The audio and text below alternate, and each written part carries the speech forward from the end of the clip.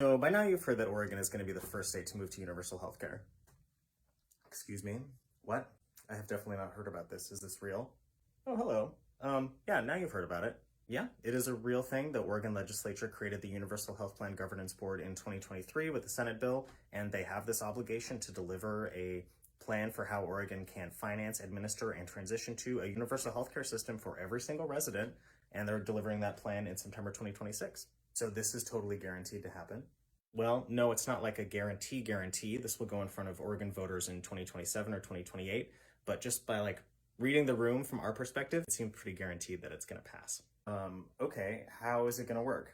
That is a great question and kind of a confusing one. It can feel like where's Waldo trying to figure out who's doing what, where, when, why, and how.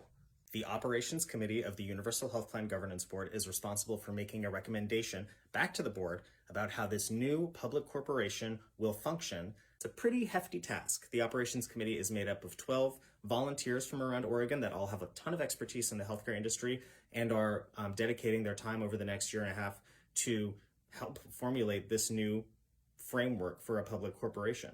They are making a review of other public corporations in Oregon so that they can understand the administrative structures. They are identifying the information technology needs of this new public corporation, and they're also identifying what products and services can be used to fulfill those needs. They are reviewing complex healthcare organizations, including different approaches to claim management, quality control, population health, and security. They are determining how to manage eligibility and enrollment, a big question. They are recommending an admin structure. Is it going to be centralized? Is it regionalized? Is there one payer or are there multiple? They know that they need to provide clarity around the administrative role in eligibility, rate setting, and claims payment.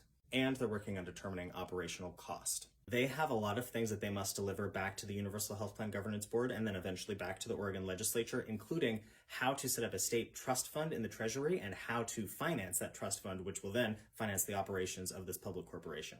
They're determining the startup costs and the source of the funding. They are identifying some of the federal waivers needed to implement this plan, and they're also part of the groups that are making contingency plans if we can never get any federal waivers for this universal healthcare system. So this committee, just like the other committees, actually has no authority to make any final decisions. The 9 members of the Universal Health Plan Governance Board are the folks that are actually making the recommendation, but those 9 folks know that there's no way they could noodle on all of this stuff just by themselves. The structure of the governance board and their 4 subcommittees, there's around 60 Oregonians that are working on this issue. Currently, the Operations Committee is meeting on the 4th Thursday of the month at 1 p.m., and their next meeting is on May 22nd. Wow, okay. Thank you for sharing that information. I'm going to sign up to learn more at hcao.org.